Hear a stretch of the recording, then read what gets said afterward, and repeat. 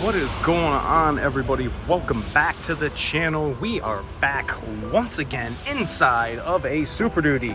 This time the customer is complaining that he has no cluster and no radio, and he's driving. How is that possible? Follow along with me tonight and see what I am hopefully coming up with. All right, guys, let's check it out.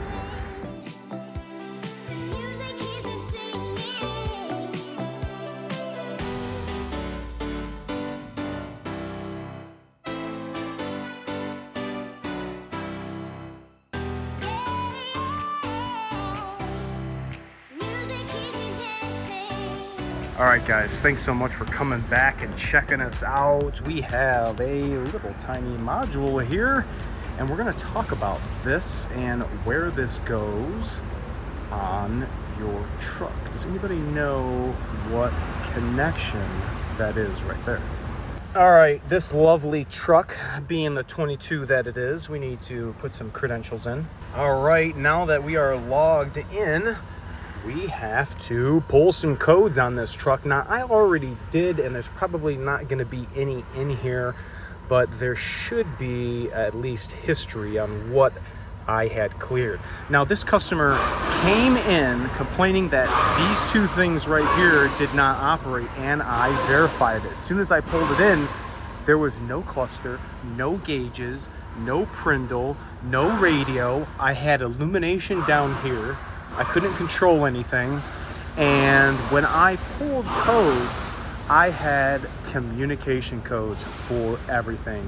The BCM, the ACM, the front control interface display module, the IPC, the RCM, the side object detection modules for the left and right. What is going on? And then all of a sudden, it works. I think out of all of the repairs that we have to make on these vehicles, communication codes are the worst. I mean, the worst. Sometimes they're very obvious, and other times they're not. Like, if you guys remember, what did I have? The customer was complaining his HVAC wasn't working, and it was a similar kind of truck, but I found water. Come here, let me show you. Remember, I found water in this connector right here. It was the first thing that I went to thinking, oh man, this truck has the side object detection modules. We have our CAN circuits, MS CAN coming back here. Well, there's gotta be some sort of water or corrosion contaminants down in here. That was not the case. So, went back to the drawing board. This was before I even pulled codes, because I had 3 vehicles that were like that and just assumed that hopefully this was what I was dealing with, and it was not. So right now we're performing some network tests. Looks like we're almost done. We are full of DTCs, all of the orange ones. The one thing I do like about FDRS, I don't like that it's slow. But one of the things, when you do the self-tests, this is a cool feature that I like to utilize. Well, I should say look at.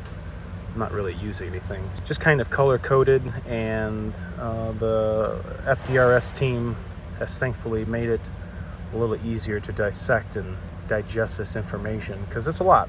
We're checking every module in the truck right now for codes. A couple of gentlemen had reached out to me on their new vehicles and were on the road and had a check engine light and they needed help. Well, I was able actually to pull connected vehicle data. So that was really cool to be able to assist these guys without even having the scan tool hooked up. All of our codes, we have color-coded continuous memory, responded negatively, passed, test could not be completed. And then we have historical on-demand informational DTCs. So if this truck had a glow plug control module, it would be listed in here, but it doesn't. So let's see, go back to vehicle identification. Okay, see how it has a glow plug control module, and this is grayed out. The vehicle is not equipped with all of those. Test could not be completed. Truck doesn't have it.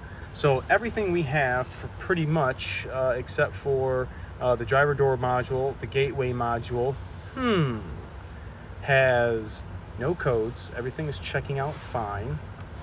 But all of these codes here in the IPC lost communicate. The instrument panel has lost communication with the gateway, the RCM, the PAM module, the radio, all of these things. Like, what in the world is going on? Is it something disconnected? Trailer brake module lost communication with the IPC. Invalid data received from the IPC.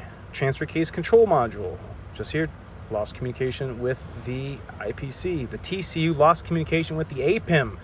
The APIM is bolted to the back of the radio. APIM, BCM lost communication with the IPC. Oh man, what code do you go to first? You guys remember me telling you when we're diagnosing stuff, the first code that you want to take care of is the on-demand DTC.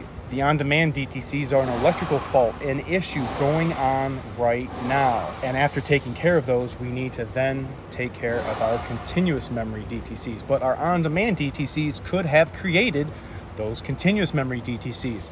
So what I am going to do is I'm going to copy and paste this VIN. I want to go to the workshop manual and Control V. Let's go to workshop manual. We are going to go to electronic feature, electrical distribution. We're going to go to CAN, description and operation. And I'm going to click on this. Today. Let's see what we got. Loading, please wait. All right, we have a whole bunch of CAN circuits. CAN 1, CAN 2, CAN 3, MS CAN. The diesel's got a couple other ones specifically for NOx sensors. But here is our truck. And right now we have an ACM, an IPC, and APIM that have a whole bunch of codes in. Now, as a technician, I am sweating so bad right now. As a technician, my question to myself is, what do all these modules have in common? Okay, that would be the communication circuit.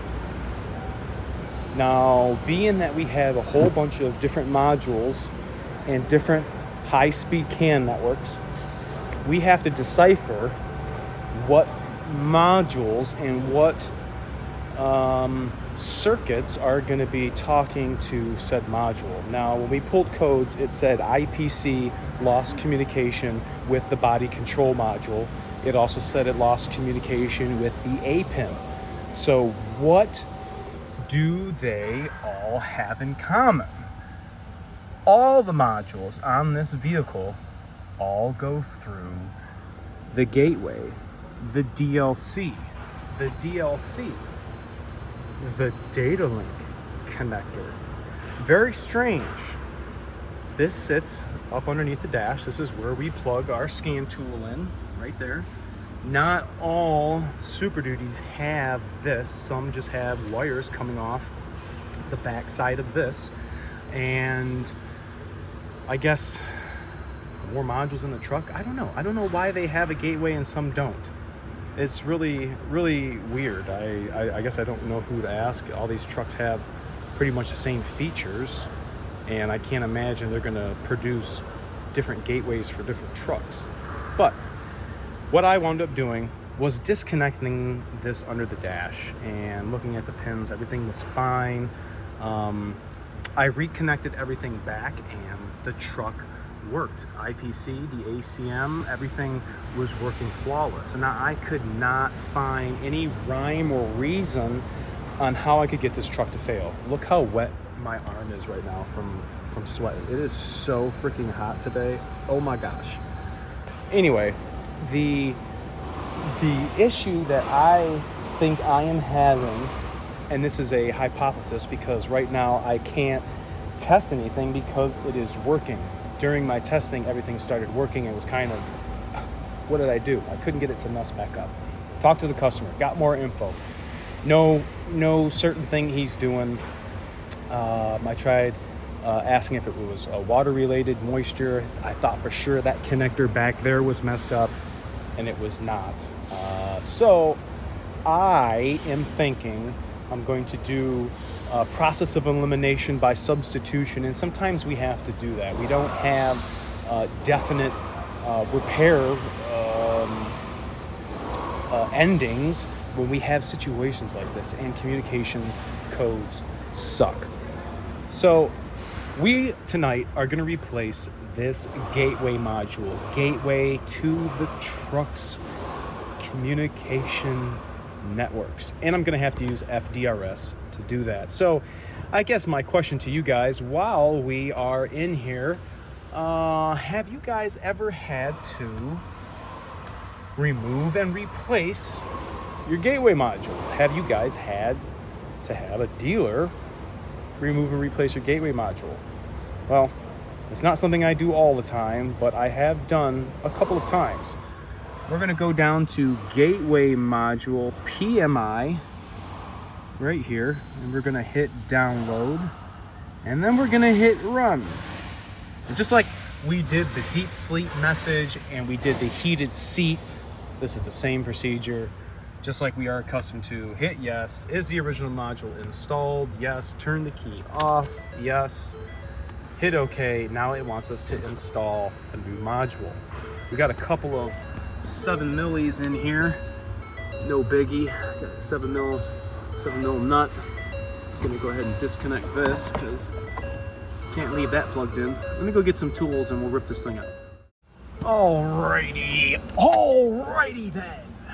7 millis coming at you, deep well, corn well, wobbly woo sockets. You guys ask me all the time, where do I get my sockets? They were 7s and now they make them 8s. Those buzzers, I tell you what, they make all the air snorkel clamps, all 8 millis for 10 years, and then they go and change it to 7s. I don't understand. It was working just fine. Okay, 8 milli, here we go. Success. This is a great spot to hang your high idle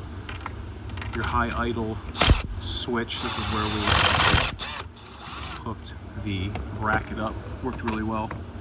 All right, so a lot of times when fleet vehicles come in, we'll see them have a whole bunch of stuff piggybacked into the back of this module.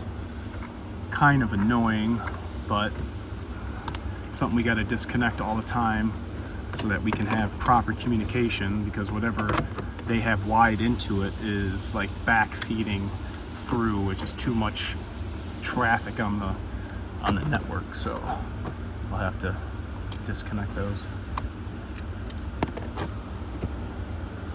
Come on, hot potato. Tell you, never was good working with one hand, but I am now. Ambidextrous.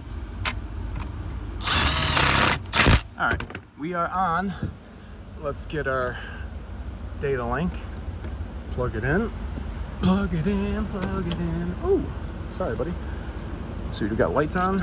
We got lights, so that's good. Tool, return, socket, accounted for. Okay, are we winking, blinking, and nodding yet? Yep. Oh, she just started. So that means we are connected. So we are going to put the key back in before I forget that. Okay, key is in, and install new module. Ignition on, engine off. Hit the OK. Doesn't say we're connected down here though. That's kind of weird. It's going through. Module be configured. Everything's working. Everything's on. Super strange. I'm hoping this is gonna fix it. I don't have confidence, but I don't have anything else to do. I gave it back to the customer for 2 weeks after I was messing with this connector and couldn't get it to mess up anymore, and it wound up coming back. So there's obviously something going on, and I don't feel it is a connection issue per se that I'm going to be able to get to. I was hoping that it was going to be that water in that 20 pin, but we weren't fortunate. Okay, hit OK. Let's go back to continuous memory. Let's clear all of these DTCs out. Continue. Ah, there we go. Now it's telling us to connect.